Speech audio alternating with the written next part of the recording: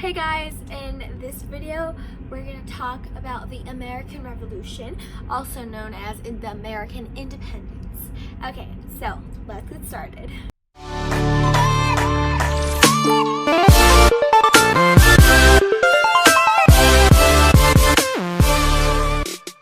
Hey guys, I just finished this video, but I actually forgot to mention something that is really important is the 7 years of war. This happened in the beginning, so that's why I'm popping here in the beginning. And well, it is the kind of like the First World War, and it is the First World War because everyone participated in it. Seeing that the Austrian crown was being vulnerable in this moment because the throne was going to be handed to an Austrian princess, a girl. So here Great Britain joined in this war with France, so they kind of also fought with France and stuff like that. So France gave them, in the Treaty of Paris, gave them a lot of territory in the Americas, and thanks to this war, Britain became the strongest country in the world. So Great Britain is like a superpower, is super strong, and is conquering all these colonies in America, right? So they get involved in a lot of wars, and but you know, wars cost. So they introduced the Stamp Act on colonies, which is a tax imposed by Britain. So this was really regarded for colonists as unfair taxation because colonists were the only ones with the Stamp Act. So they were really like frustrated because they believed it was unfair. So they told the crown, hey, like, stop doing these things, please lower the taxes because it's getting too high. But Britain didn't listen. They said, oh, like, we don't care about you, just pay us, like, whatever.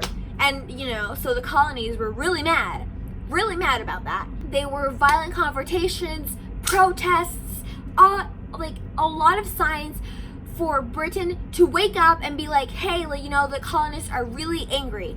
But they didn't listen because they were too confident on being, you know, the biggest power in the world and so strong and blah, blah, blah, blah, blah. So what did the colonists do?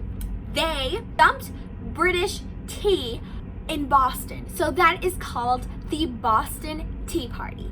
It is really famous because it is the first act as colonists come together to face England and confront them.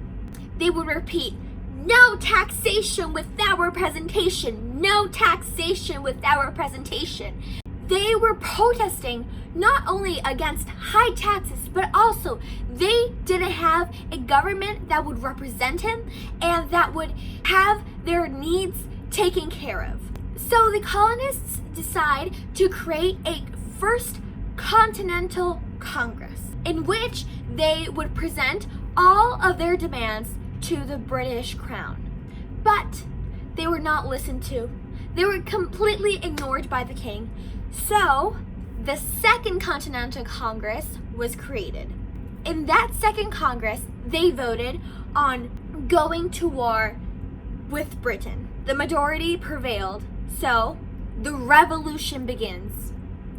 They first write a document which is called the Declaration of Independence, written by John Thomas Jefferson, which reflected ideas of the Enlightenment. After that, they declare war on Britain, and they win in 1781, the Battle of York. Quick note, they win with the help of France, England's biggest enemy.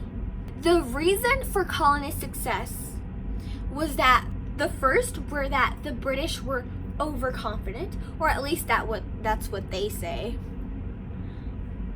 Second was the Americans' motivation to win and to prevail and to build a great nation. The third reason is that they were fighting on Americans' land. So Americans had advantage because they knew the land. After they win, they write a constitution in which the government would be a federal system with 3 branches: executive, legislative, and judicial. The country would be divided on states and would share 10 amendments where all men are created equal, except slaves, women, and Native Americans.